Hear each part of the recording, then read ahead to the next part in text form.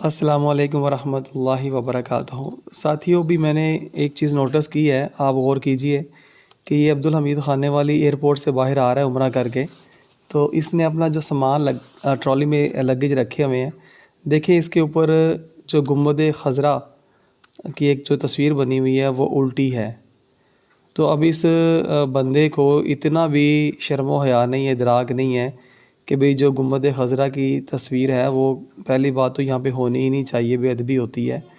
اور یہ نیچے گری کی کیا کیا معاملہ ہوئے ہوں گے پیچھے سے اب تک یہاں تک پہنچا ہے یہ۔ اور پھر اس کو اگر تو نے یہاں پر رکھا ہے تو اس کو کم از کم سیدھا کر کے رکھا، اگر تجھے نہیں اس کی ہوش ہے تو کوئی تمہیں بتا دیتا، یا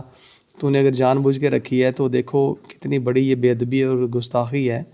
کہ آقا دو جہاں صلی اللہ علیہ وآلہ وسلم کا روضہ اقدس جو ہے گنبد شریف، وہ اس طرح الٹا یعنی کہ کیا ہوا ہے اس مطلب لگیج کے اندر۔ اللہ تعالیٰ معاف فرمائے۔ ایسے بے ادب اور گستاخ لوگوں نے کیا کسی علماء حق کے سامنے بیٹھنا اور کیا بات کرنی ہے،